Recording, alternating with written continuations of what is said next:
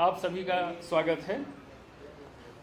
जैसा कि आप सभी भली भांति विदित हैं कि हमारी चार धाम यात्रा 10 तारीख से 3 धामों में और 12 तारीख से बद्रीनाथ जी में और 25 तारीख से हेमकुंड साहब में, जो सिखों का बहुत ही पवित्र तीर्थ स्थल है, वहाँ की प्रारंभ हुई है। अभी तक का जो हमारे पास फिगर है उसके हिसाब से 23 तारीख तक का जो मैं आपको अभी अवगत करा रहा हूँ, यमुनोत्री धाम में 1,79,932 हमारे तीर्थयात्रियों ने दर्शन लाभ प्राप्त किया है। गंगोत्री धाम में 1,66,191, केदारनाथ जी में 4,24,242 और बद्रीनाथ जी में 1,96,937। कुल मिलाकर 9,64,302 यात्रियों ने यात्रा अपनी संपादित कर ली है। और अभी ये पहला पखवाड़ा ही हमारा 15 दिन का चल रहा है। ये 15 दिन कल कंप्लीट होगा हमारा। तो आप समझ सकते हैं कि यदि पिछले वर्षों के तुलना में हम कंपैरिजन करें तो मोर और लेस लगभग दुगनी यात्रा इस बार हुई है और बड़ी संख्या में श्रद्धालु आए हैं। यात्रा के शुरुआत के दिनों में आप सभी को विदित है कि काफ़ी भीड़ हुई और ट्रैफिक जैम की भी समस्या आई। हम लोगों ने उसके तह में जाकर चीज़ों को एनालाइज भी किया। कुछ प्रकरण ऐसे भी प्रकाश में आए कि जहां कुछ तीर्थयात्रियों के रजिस्ट्रेशन बाद की तिथियों के थे, लेकिन उन्होंने यात्रा अपनी पहले प्रारंभ कर दी। साथ ही साथ कुछ फेक रजिस्ट्रेशन की भी शिकायतें प्राप्त हुई। इसको लेकर ऋषिकेश में 3, हरिद्वार में 1 और रुद्रप्रयाग में 9 FIR भी दर्ज की गई विभिन्न टूर ऑपरेटर्स के खिलाफ, जिन्होंने इस प्रकार की घटनाओं को अंजाम दिया था। काफ़ी सख्त निर्देश दिए गए हैं कि बिना रजिस्ट्रेशन के और उनकी जो ड्यू डेट है उसके पहले यात्रा किसी भी दशा में नहीं करने दी जाएगी। हमारे मुख्यमंत्री जी ने पिछले एक सप्ताह में लगभग 5 या 6 बार इसकी समीक्षा की है और आज प्रातःकाल 10 बजे उनकी पुनः VC थी। उसमें सभी जनपदों के अधिकारी भी जुड़े थे और हमारे स्टेट लेवल के जो अफसर्स थे वो भी सब उसमें कनेक्ट हुए थे। मैंडेट बहुत ही क्लियर है कि यात्रा सुरक्षित होना सबसे महत्वपूर्ण है। साथ ही साथ यदि यात्रियों को होल्डिंग पॉइंट्स पर रोका जा रहा है तो उन्हें जो आधारभूत सुविधाएं हैं वो उन्हें हर हालत में मिलनी चाहिए।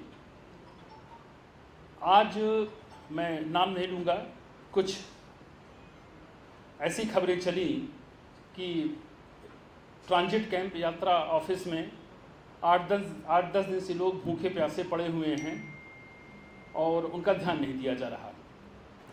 मैं आप लोगों के माध्यम से स्पष्ट कर दूं कि यह नितांत असत्य, बेबुनियाद ये खबर है।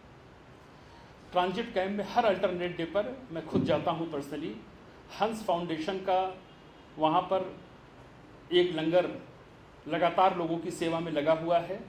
हमारे यात्रा ऑफिस की तरफ से भी उनको हर प्रकार की सुविधाएं प्रदान की जा रही। हम लोगों ने तो ये भी इनिशिएटिव लिया कि चूँकि संख्या वहाँ पर होल्ड ज़्यादा हो गई थी तो कैंपस के अंदर और ISBT पर जो सुलभ कॉम्प्लेक्स थे उनको भी हम लोगों ने टेक ओवर कर लिया और कहा कि यात्रियों को कोई दिक्कत ना हो और उसका सारा पेमेंट यात्रा जो हमारा चार धाम यात्रा का ऑफिस है उसकी तरफ से किया जाएगा। उनकी छोटी से छोटी सुविधाओं का ध्यान में रखा जा रहा है। मुख्यमंत्री जी का ये भी निर्देश था कि जो लोग अब 7-8 दिनों से रुके हुए हैं उनको भी भेजने की व्यवस्था होनी चाहिए। आज की तारीख में जब कि मैं आपसे बात कर रहा हूँ, चारों धामों में यात्रा बहुत ही सुचारू रूप से चल रही है और केदारनाथ जी में जो अभी हमें वहाँ के जिलाधिकारी से रिपोर्ट प्राप्त हुई है उसके मुताबिक अब कल की तुलना में थोड़ा यात्रियों की संख्या कम हुई है। यात्रा थोड़ी स्ट्रीमलाइन काफ़ी हद तक हमारी हो गई है, लेकिन ट्रैफिक जाम और समस्या और किसी भी अनटोवर्ड इंसिडेंट से बचने के लिए अभी भी हम लोगों ने उस गेट सिस्टम को चालू रखा है। जो यात्राएं अभी 8 से 9 घंटे में पूरी 7 घंटे में होनी चाहिए थी, 6.5 घंटे में, अभी उसमें भी 1-2 घंटे का समय अतिरिक्त लग रहा है। ठीक यही स्थिति हमारी यमुनोत्री और गंगोत्री धाम की भी है। वहाँ पर भी यात्रा पूरी तरह से स्ट्रीमलाइन है। एक विशेष निर्देश जो मुख्यमंत्री जी की तरफ से आया था कि इन धामों में साफ़ सफाई व्यवस्था को बहुत ही उच्च कोटि का होना चाहिए, तो हमारे नगर विकास के जो प्रिंसिपल सेक्रेटरी सर हैं, उन्होंने आज 2 विशेष अधिकारियों की भी तैनाती की है। ये भी निर्देश दिए गए हैं कि पूरे रूट को जो होल्डिंग्स पॉइंट है वहाँ पर स्पेशल सेक्टर मजिस्ट्रेट्स की तैनाती की जाए और वो हर 2 घंटे पर एक रिपोर्ट भेजेगा इसकी कि वहाँ साफ़ सफाई व्यवस्था की क्या स्थिति है, और जियो टैग करके वहाँ के फ़ोटोग्राफ्स भी भेजेगा। प्रयास यही है कि यात्रा सुरक्षित और सुगम जरूर रखी जाए। इस पूरी यात्रा के दौरान अभी तक कुल 52 लोगों की मृत्यु हुई है, जिसका अलग अलग मैं आपको फिगर दे दूं। गंगोत्री में 3 लोगों की, यमुनोत्री में 12 लोगों की, बद्रीनाथ जी में 14 लोगों की और केदारनाथ जी में 23 लोगों की। तो ये आंकड़ा अभी तक आया है। 52 जी। नहीं, मैं पूरा कंप्लीट बता रहा हूँ चारों धामों की। ये 52 पूरा डेटा आया है। साथ ही साथ इस यात्रा के जो हम लोगों ने अनुभव किया है कि देखिए हमारा प्रदेश टूरिज़्म पर बेस्ड है और यहाँ की आर्थिकी को बढ़ाने में इसका काफ़ी योगदान रहता है, और ये हम लोगों का सौभाग्य भी है और हर्ष का विषय है कि इतनी बड़ी संख्या में यहाँ पर हमारे तीर्थयात्री आ रहे हैं। हमारे उन व्यवसायियों को जो इस यात्रा पर डिपेंडेंट होते हैं, निश्चित रूप से इसका काफ़ी लाभ मिला है। साथ ही साथ हम लोगों को इसमें कई और चीज़ों को सीखने का अवसर भी मिला है, क्योंकि आदमी अपने लर्निंग से ही हर चीज़ों को समझता है, जो अनुभव करता है। इसी को ध्यान में रखकर माननीय मुख्यमंत्री जी ने यात्रा प्राधिकरण जो पूरे प्रदेश का होगा बनाने की घोषणा की है, और उसके लिए भी एक समानांतर एक कार्य चल रहा है। हो सकता है इसमें भी कुछ समय लगे। इस यात्रा प्राधिकरण का जो मुख्य उद्देश्य है वो न केवल इन हमारे 4 धाम हेमकुंड साहब, बल्कि कुमाऊं क्षेत्र में भी आने वाले जो हमारे तीर्थ क्षेत्र हैं, चाहे पूर्णागिरी जी का हो, जागेश्वर का हो, देवी धुरा जी का मेला लगता हो, कांवड़ मेला हो, इन सब के बारे में एक एपेक्स बॉडी रहेगी। मुख्य कार्य इसका बस यही रहेगा कि वहाँ पर क्या आधारभूत सुविधाएं बढ़ाई जा सकती हैं, प्लानिंग किस प्रकार की हो ताकि यात्रियों को और भी सुगमता से अपने गंतव्य तक पहुँचने और वापसी का मार्ग प्रशस्त हो, क्या क्या बेसिक एमिनिटीज़ वहाँ और दी जा सकती हैं, इन सारी चीज़ों को केंद्रित करने की बात की गई है।